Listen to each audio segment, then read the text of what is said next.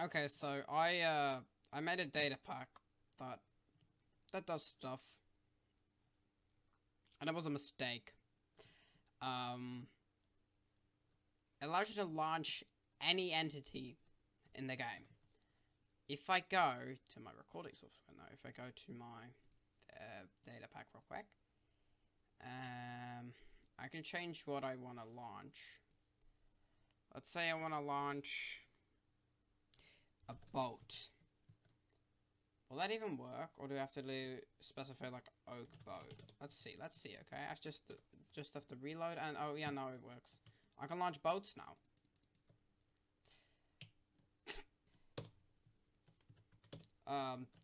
Soon I will make a video showcasing this more of a tutorial really on how to use it yourself and all the features it has.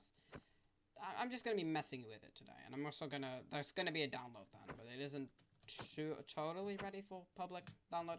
We're just gonna be ruining the game. We're just gonna be ruining the game. Okay, so if you launch TNT, right, you'll see something weird happen, and this happens with a few entities in the game. Don't know why it does this right here, right?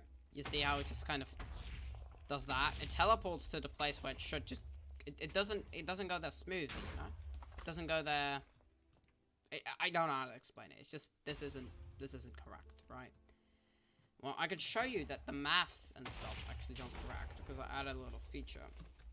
If I add the tag trail, I think, or was it trails? I don't know. I made this like a week ago, but I didn't make a video on it yet. You can see the actual path with some particles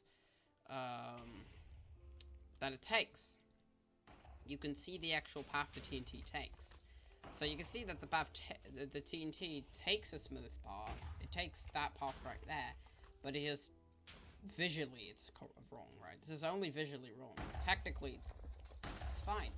Which is really annoying because TNT is one of the like best entities to launch with this,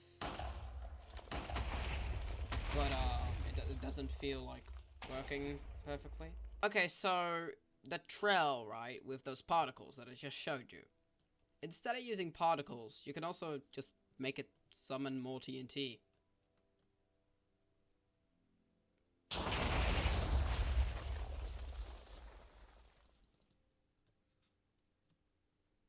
Kind of quite satisfying, really. Oh god. This is actually a lot of fun to mess with.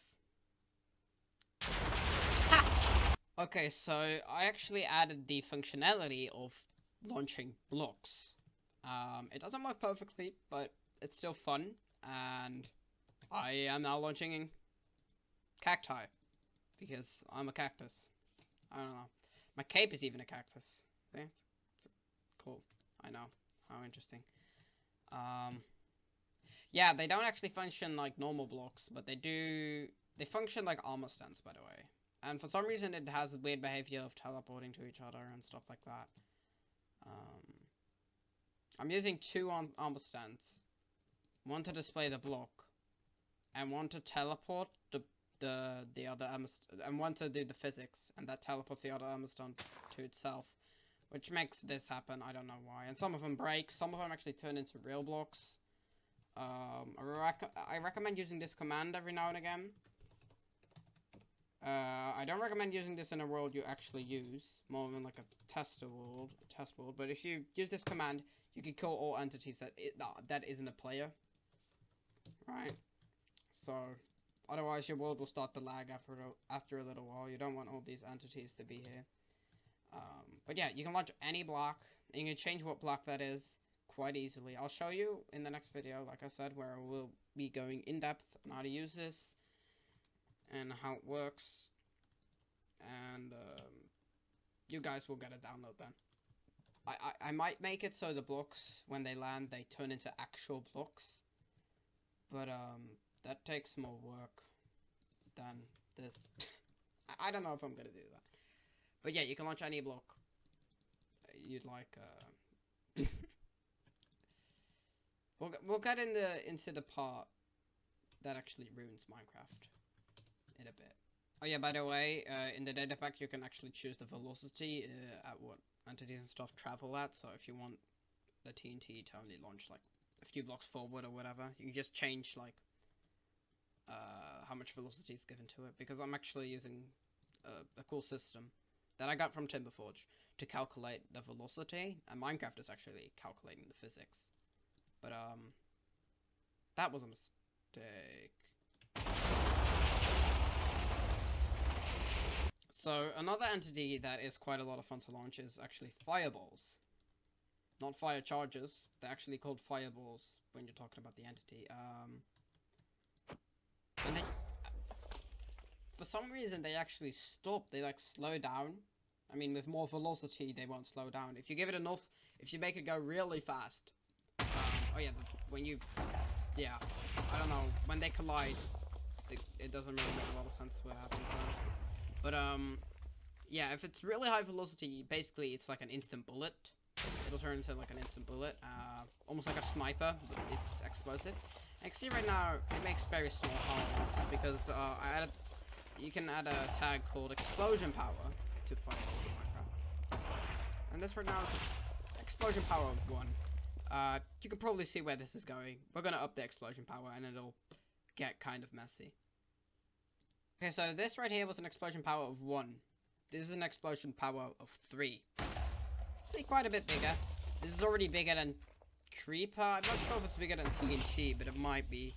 It's definitely already bigger than a normal fire charge. I think Creeper, TNT, fire charge, this is more around 2 or something. But this is still small, you know. My PC isn't getting close to crashing. Oh god, this is already, it's already really easy to ruin your game.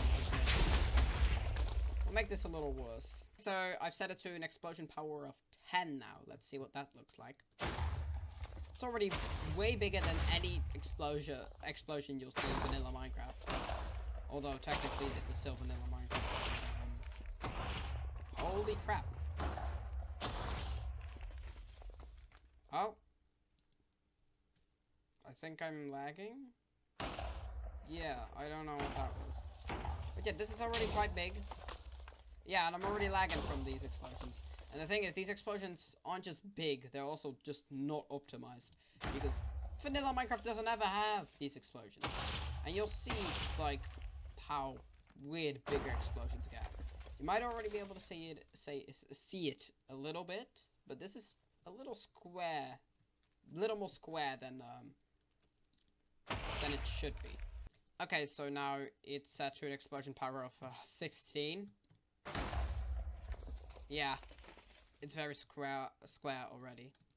As you can see. But we can go bigger. We can go bigger. But look at that. This already looks so wrong. Yeah, oh. Flip. Okay, so I have doubled the explosion power.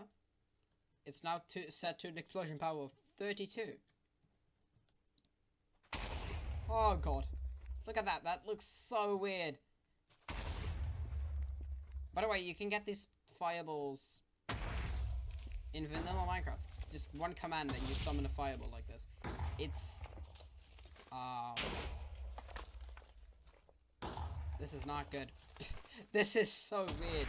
I don't know why it does it like this. If you were to create bigger explosions yourself, with like a data pack or whatever, or plugin, with a mod, you could probably do it in your totally custom way. I'd probably just use a bunch of TNT or lower explosion power entities in like a circle instead of using one big explosion power thing, because as you can see, it doesn't really work properly, but I mean, it's still impressive. It's still really cool and really fun. Let's bump it up a notch. Okay, so I have set the explosion power to 64 now, so doubled it again. It's a full stack of explosion power. I need to find a good spot to use this. Okay, well, there seems to be some room over here. What? This is so cool. Look at that. Okay, so I have doubled the explosion power once more to 128. I'm not going any further because I feel like my PC will actually die. I've done it at 200 once and it did actually die and it wasn't really that much cooler. It doesn't get that much bigger eventually, or at least, you know, not as much as before. But still, well, let's see what it looks like. 128. Honestly, it's not that much better. It's really weird though. I feel like I might. Oh no, it is better. Yeah, this is pretty cool. If I do, what happens if I do it twice at the same spot? Oh, what? Oh, down at Bedrock. What the heck? Uh oh, I shouldn't have done that, should I? Oh, it doesn't matter. They all missed.